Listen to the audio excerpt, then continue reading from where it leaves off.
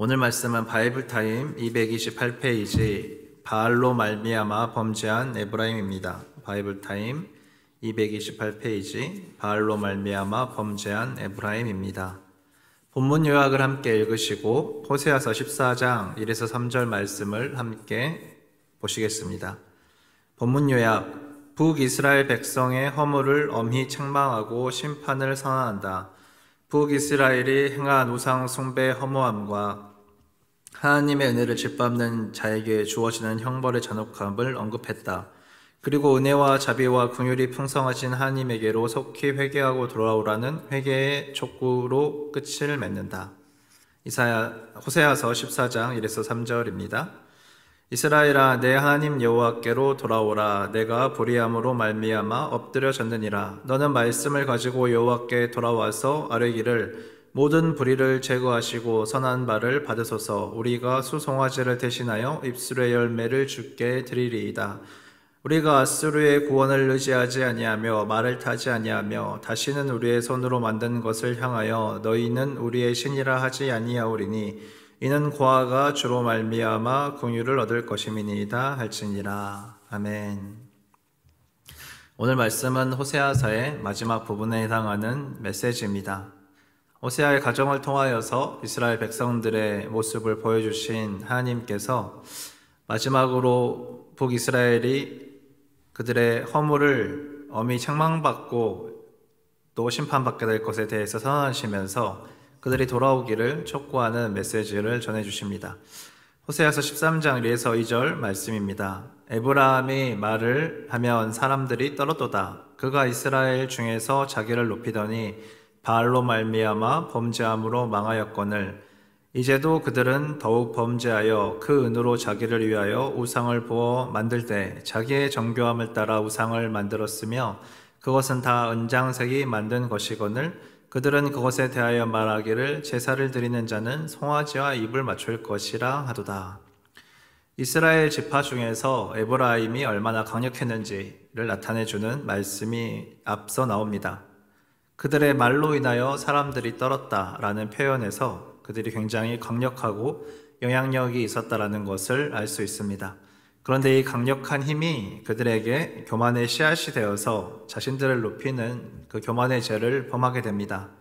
잠언 16장 18절에 교만은 패망의 선봉이요 거만한 마음은 넘어짐의 앞잡이라는 말씀과 같이 이 교만의 죄를 지은 에브라임은 망하는 길로 들어서게 됩니다.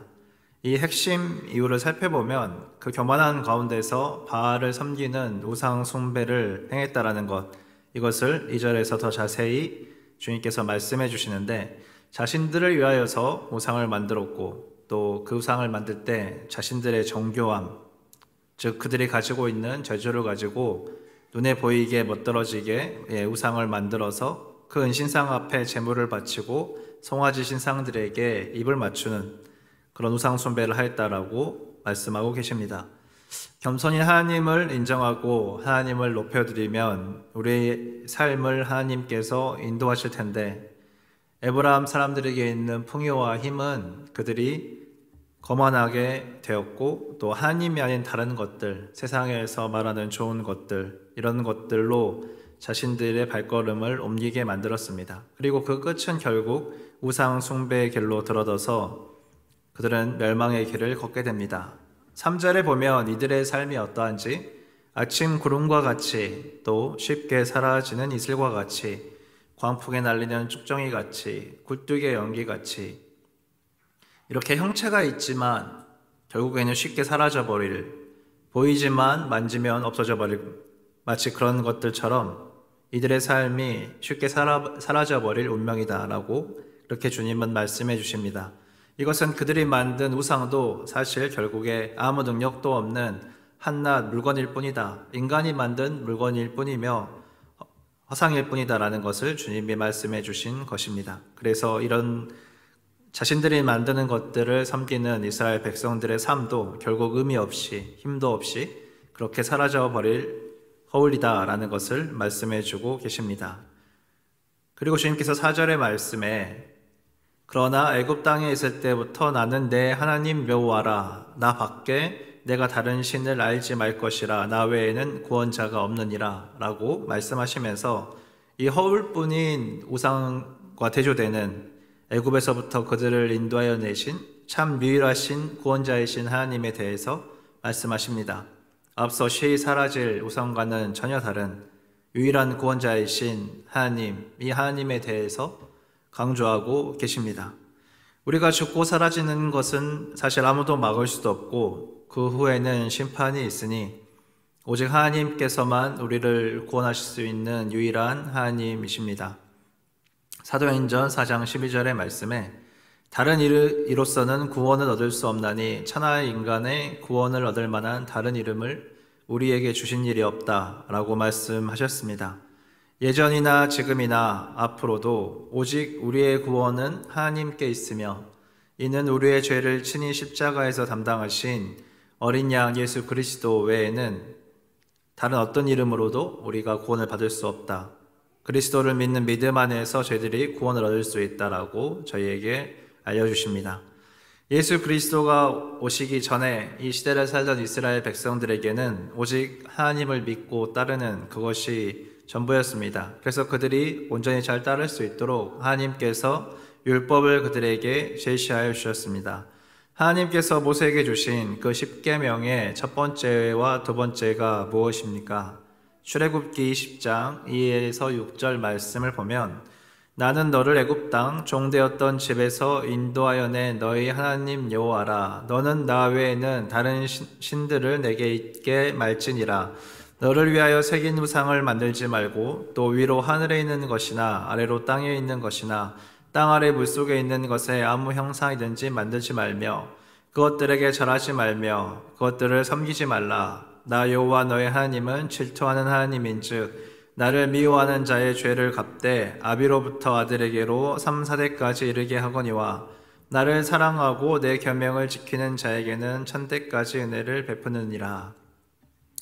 애굽에서부터 그들을 인도하여 내신 유일하신 구원자 여호와 하나님만을 섬기면서 우상을 만들지도 말고 섬기지도 말라고 그 먼 옛날에 이미 하나님께서는 말씀해 놓으셨습니다. 하나님께서는 질투하시는 하나님이다 라고 말씀하셨는데 질투는 어떨 때 발생하게 되는 것입니까? 사랑하는 관계 사이에서 발생할 수 있는 것이 질투입니다. 하나님께서는 인간이 이해하기 쉽게 거룩한 공의의 하나님, 그 하나님 자체를 스스로 드러내시면서도 사랑의 하나님이심을 10계명에 담으심으로 사랑의 관계 안에서 저희들이 율법을 온전히 잘 이루어 나갈 수 있도록 주님께서 인도하고 계셨습니다. 또 우상을 섬기는 것을 무엇이라고 표현하셨습니까? 하나님께서는 우상을 숭배하는 것을 나를 미워하는 죄라고 표현하셨습니다. 우상 숭배는 단순히 다른 신을 섬기는 것만이 아니라 하나님을 미워한다라는 표현으로도 표현된다는 것입니다. 이 또한 관계 안에서 사용되는 표현입니다. 하나님을 미워하는 것이 우상 숭배를 하는 그 마음 안에 담겨져 있다라고 주님이 말씀하십니다. 하나님께서 피조물인 인간과의 그 관계 안에서 사랑과 그 신뢰를 주님께서 얼마나 중요하게 여기시는지 저희들이 한번 생각해 볼 수 있는 부분입니다. 5에서 9절 말씀을 함께 보면 내가 광야 마른 땅에서 너를 알았거늘 그들이 먹여준 대로 배가 불렀고 배가 부르니 그들의 마음이 교만하여 이로 말미암아 나를 잊었느니라. 그러므로 내가 그들에게 사자 같고 길가에서 기다리는 표범 같으니라. 내가 새끼 잃은 곰같이 그들을 만나 그의 염통 거풀을 찢고 거기서 암사자같이 그들을 삼키리라. 들 짐승이 그들을 찢으리라. 이스라엘아 내가 패망하였나니 이는 너를 도와주는 나를 대적함이니라. 하나님께서는 사랑으로 광야에서부터 이들을 인도하고 먹이셨지만 이스라엘 백성들이 배가 부르고 또 배가 부르니 마음이 교만하여져서 하나님을 잊어버렸다. 자신을 도우시는 하나님을 대적했다라고 말씀하십니다. 사랑의 관계가 중요한 하나님께 이스라엘 백성들은 교만으로 하나님을 대적하는 그런 반역죄, 배반하는 죄를 저질렀습니다. 그 결과는 언약의 말씀과 같이 그들에게 심판이 임하는 것을 하나님께서 말씀하십니다. 11절에서부터 16절까지의 이 심판에 대한 메시지가 나오게 됩니다.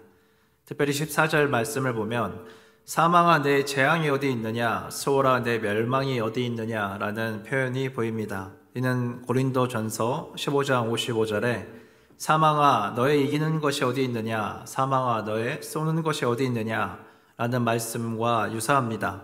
이 고린도전서 15장 57절과 58절의 말씀은 우리 주 예수 그리스도로 말미암아 우리에게 이김을 주시는 하나님께 감사하노니 그러므로 내 사랑하는 형제들아 견고하며 흔들리지 말며 항상 주의 일에 더욱 힘쓰는 자들이 되라.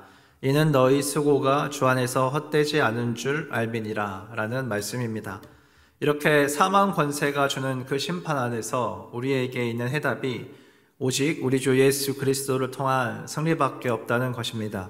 우상을 섬기는 것은 헛된 삶이며 사망의 심판이 있는 것입니다. 그러나 예수 그리스도를 믿는 삶, 주의 일에 더욱 힘쓰는 삶, 그것은 헛되지 않은 삶입니다. 그래서 우리가 견고하며 흔들리지 말고 좌로나 우로나 치우치지 않고 오직 한 길, 우리 주 예수 그리스도를 따르는 그 삶을 살아야 하는 것입니다.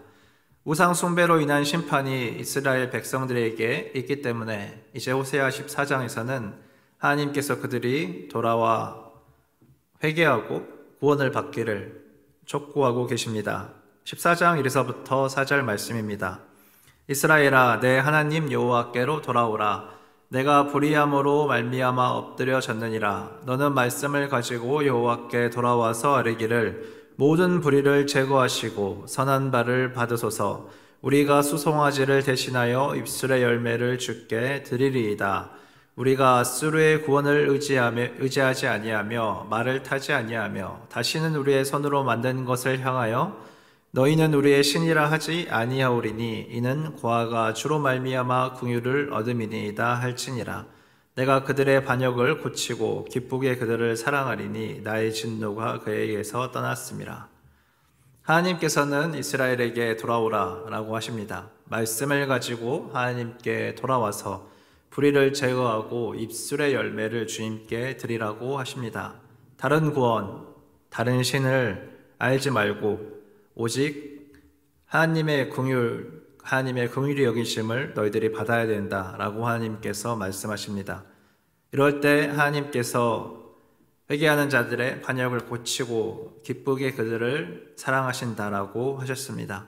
하나님께서는 호세아가 고멜을 사랑하는 과정을 통하여서 배반을 반복하는 이스라엘 백성이 돌아오면 사랑으로 회복시킬 것에 대한 말씀과 또 포기하지 않고 사랑으로 먼저 찾아내시는, 계속해서 그들을 찾으시는 하나님의 사랑을 나타내기 원하셨습니다.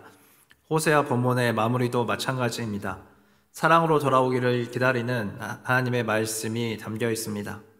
이럴 때 그들의 반역을 고치고 기쁘게 사랑하시겠다 라는 이 한 말씀 안에 하나님의 간절한 마음이 담겨 있습니다. 반역을 고치시고 회복시킨 후에는 축복하시겠다라는 주님의 말씀이 이어집니다. 우리가 회개하고 주님 앞에 나아가서 주님의 말씀을 붙잡고 입술의 고백으로, 입술의 열매로 하나님을 높여드릴 때 하나님께서 우리를 고치시고 회복시키시고 기쁘게 사랑하실 것입니다. 끝으로 마지막 절을 함께 읽겠습니다. 누가 지혜가 있어 이런 일을 깨달으며 누가 총명이 있어 이런 일을 알겠느냐. 여호와의 도는 정직하니 의인은 그 길로 다니거니와 그러나 죄인은 그 길에 걸려 넘어지리라. 하나님께서 말씀하시는 것이 분명합니다. 하나님께서 정직하시기 때문에 믿고 신뢰할 만하며 또 하나님의 그 인도하시는 그 길을 저희들이 따라갈 수 있다는 것입니다. 이것이 허망하지 않은 길이며 우리를 살리는 길이며 사랑의 길이며 흔들리지 않는 구원의 길입니다. 하나님의 말씀을 저희들이 붙잡고 서서 불의를 제거하고 입술의 열매를 하나님께 드리는 그러한 하루가 되기를 원합니다. 말씀 안에서 우리가 우리 자신의 삶을 돌아보고 또 다음 세대와 북한과 열방을 위해서 함께 나아가 하나님 앞에 기도와 찬양으로 저희의 입술의 열매를 드리기 원합니다. 또 새롭게 이전하는 교회 장소에서도 하나님께서 인도하시는 그 길, 우리 주 예수 그리스도를 따르며 주의 일에 더욱 힘쓰는 이 승리의 길을 저희들이 걸을 수 있도록 함께 기도하시면서 하루의 삶 또한 주님께 올려드리겠습니다. 기도하시겠습니다. 좋으신 아버지 하나님 감사합니다.